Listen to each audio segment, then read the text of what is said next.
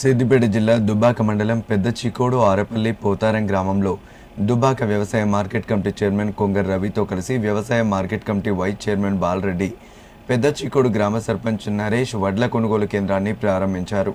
ఈ సందర్భంగా వారు మాట్లాడుతూ రాష్ట్ర ప్రభుత్వం రైతుల కోసం, వారి అభివృద్ధి కోసం ఎంతగానో కృషి చేస్తుందన్నారు.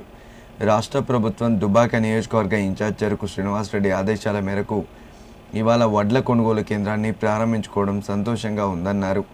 ప్రతి రైతు కూడా దళారులను నమ్మి మోసపోకుండా ప్రభుత్వం ఏర్పాటు చేసిన వడ్ల కొనుగోలు కేంద్రంలోనే వడ్లను విక్రయించి మద్దతు ధరను పొందాలన్నారు.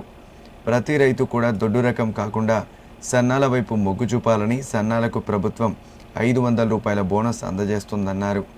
అనంతరం ముఖ్య అతిథులుగా విచ్చేసిన ఏఎంసీ చైర్మన్ను, డైరెక్టర్లను గ్రామ సర్పంచ్, పాలక మండలి శాలువాలతో సత్కరించి కృతజ్ఞతలు తెలియజేశారు. ఈ కార్యక్రమంలో ఉప సర్పంచ్, పాలకవర్గం, వ్యవసాయ మార్కెట్ కమిటీ డైరెక్టర్లు, ఏపీఎం, సీసీలు, ఐకేపీ సిబ్బంది పాల్గొన్నారు.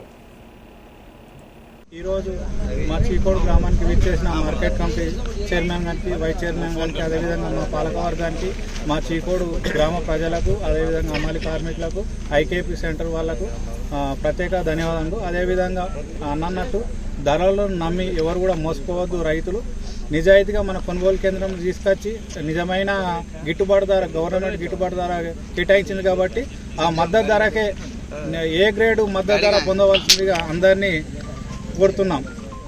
చీకోడు గ్రామంలో ఐకేపీ ద్వారా వడ్ల కొనుగోలు కేంద్రం ప్రారంభించడం జరిగింది.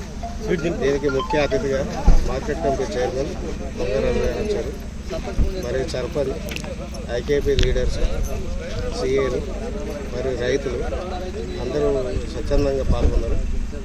ఇది మధ్య దళారులకు అమ్మకుండా రైతులు వడ్లను ఐకేపీ కొనుగోలు కేంద్రాలకు అమ్మాలని మా యొక్క ఉద్దేశంతో ఇది పెట్టాము. ఇప్పుడు రేట్ ఎంత? ఈ మార్గాన్ని అందరూ సద్వినియోగం చేసుకోవాలి. ఈ సన్నవాడ్లకు 500 బోనస్ ఇస్తారు కనుక 500 బోనస్ పొందాలని రైతులందరూ సన్నవాట్లు పెట్టాలని కోరుకుంటున్నారు.